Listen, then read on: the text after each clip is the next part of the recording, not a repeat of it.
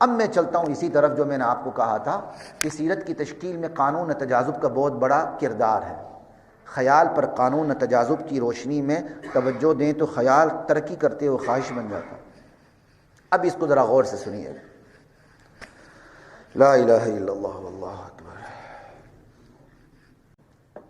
قانون تجاذب، تجاذب کا تعلق فکر سے بھی ہے، عمل سے بھی ہے، صفات سے بھی ہے، ایون افزائش نسل سے بھی ہے. تجاذب کھینچنے کو کہتے ہیں، کشش کو، گریوٹی. فکر کو کھینچتی ہے، گناہ کو کھینچتا ہے، نیکی کو کھینچتی ہے.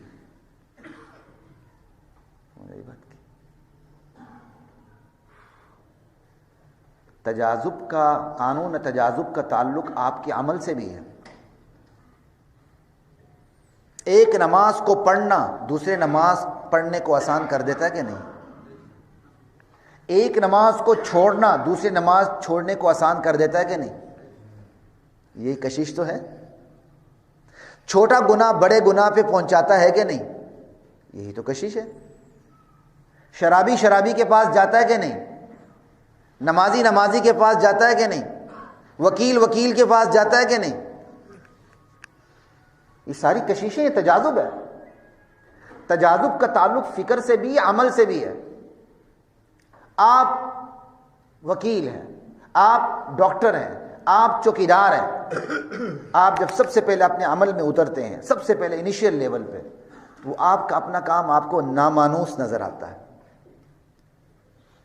آپ کا پہلا دن ہے پریکٹس کا، ڈاکٹری کا، وکالت کا، چوکیداری کا، آپ کو وہ چیز نامانوس نظر آتی ہے.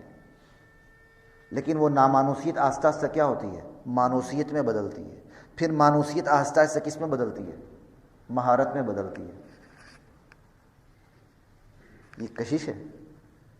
آپ وکیل ہیں، آپ کو وکیلوں کی حمایت حاصل ہوتی ہے. آپ ڈاکٹر ہیں، آپ کو ڈاکٹرز کی حمایت حاصل ہوتی ہے. آپ چوکیدار ہیں، حکومتی چوکیداروں کی ہے بھائی، کیونکہ جو نظم و ضبط چوکیداروں میں ہے وہ کسی میں ہے، جو طاقت چوکیدار کے پاس ہے وہ کسی کے پاس نہیں ہے. یہ تجاذب تو ہے. اسی طرح تجاذب کا تعلق صفات سے بھی ہے.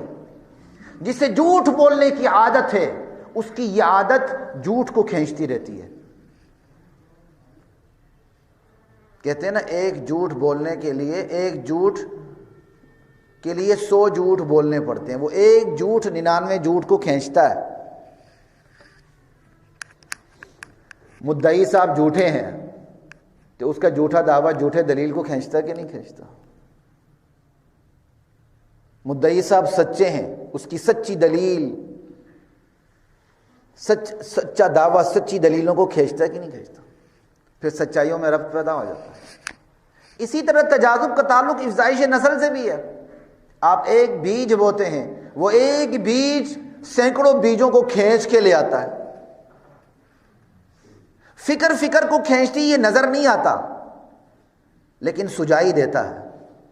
بیج کو کھینچتا ہے، یہ نظر بھی آتا ہے، یہ نظر بھی آتا ہے. یہ ہے قانون تجاذب. اب خیال کو بھی دیکھ لیں. خیال بد بھی ہوتا ہے، خیال نیک بھی ہوتا ہے. خیال خیر بھی ہوتا ہے، خیال شر بھی ہوتا ہے. آپ کو صحت مندی کا خیال ہے، بیماری دور رہتی ہے. صحت مند ہوتے ہوئے آپ کی بیماری کا خیال ہے، بیماری چمٹ جاتی ہے. خیال اندرون سے بھی آتا ہے، آٹو سجیسشن. آپ کے خود بخود خیالات آتے رہتے ہیں. یہ نفسیات کی اصطلاح آٹو سجیسشن. خیالات بیرون سے بھی آتے ہیں، ہیٹرو سجیسشن. اگر آپ کے اندر سے مسلسل اچھے خیالات کی بارش ہو رہی ہے تو قابل شکر بات ہے. اگر میرے اور آپ کے اندر سے مسلسل برے خیالات کی بھرمار ہو رہی ہے تو قابل فکر ہے. یہ فکر والی بات ہے.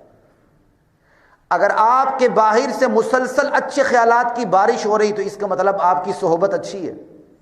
اور اگر آپ کے باہر سے مسلسل برے خیالات کی آمد ہو رہی ہے، ہیٹرو سجیشن، اس کا مطلب آپ کی صحبت بری ہے.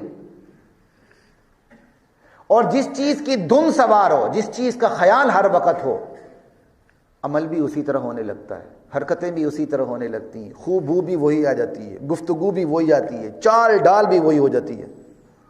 ابھی وکیل بنے نہیں ہوتے، کالے کوٹ پہن کے ہائی کورٹ میں گھوم رہے ہوتے ہیں، آپ دیکھتے نہیں؟ میں نے اپنے اسٹوڈنٹس کو خود دیکھا تھا، اب تو خیر وہ وکیل بن گئے۔ ابھی وکیل بنے نہیں ہوتے، کالے کوٹ پہن کے پھر رہے ہوتے ہیں۔ وہ کیا ہے؟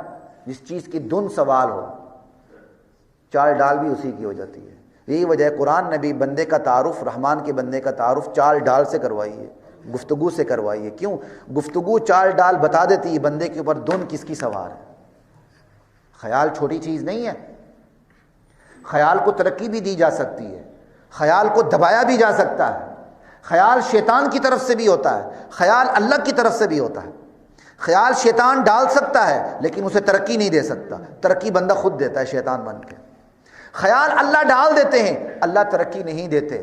اچھا خیال اللہ ڈالنے کے بعد ترقی بندے پہ چھوڑ دیتے ہیں۔ اللہ نے لوہا بنایا، مشین نہیں بنائی۔ اللہ نے درخت بنایا، کشتی نہیں بنائی۔ یہ کام اللہ نے بندے پہ چھوڑ دیے۔ اللہ نے اچھا خیال بندے کے دل میں ڈالنے کے بعد اس کو ترقی دیتے ہوئے خواہش بنانا، ارادہ بنانا، نیت بنانا، عمل بنانا، نظریہ بنانا، مقصد بنانا، مقصد زندگی بنانا، اپنا عمل بنانا، اپنی عادت بنانا، اپنی سیرت بنانا، یہ اللہ نے بندے پہ چھوڑ دیا۔ فمن شاء فلیؤمن ومن شاء فلیکفر۔ تھوڑی سی جگہ دے دیجیے گا، یہ اللہ تعالیٰ نے بندے پہ چھوڑ دیا۔ لا الہ الا اللہ، یہ ہے خیال۔ اور خیال کی ترقی کا بیسک پروسیجر ایک ہی ہے، بیسک پروسیجر خیال کی ترقی کا ایک ہی ہے۔ آپ خیال پہ توجہ دیتے ہیں وہ خواہش بن جاتی ہے، خواہش پہ توجہ دیتے ہیں وہ ارادہ بن جاتا ہے، ارادے پہ توجہ دیتے ہیں وہ نیت بن جاتی ہے، نیت پہ توجہ دیتے ہیں وہ عمل بن جاتا ہے، وہ مجاہدہ بن جاتا ہے، وہ نظریہ بن جاتا ہے، وہ مقصد زندگی، وہ عمل، وہ عادت، وہ سیرت۔ یہی چاہے وہ خیال اچھا ہے یا برا ہے، اوپر خیال اچھا ہے نتیجہ پاک سیرت کی شکل میں نکلتا ہے، اوپر خیال برا ہے پہیہ ہی الٹا گھوم جاتا ہے، ناپاک سیرت کی شکل میں نتیجہ نکلتا ہے۔ اس کو آسان نہ سمجھیں۔ ہاں خیال، اچھے خیال کی ترقی کے راستے بھی ہیں، صرف اچھے خیال کے ساتھ۔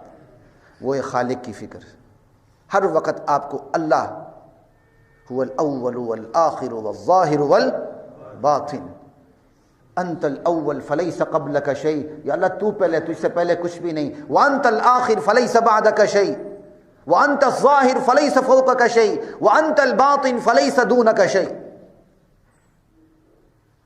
لا الہ الا اللہ۔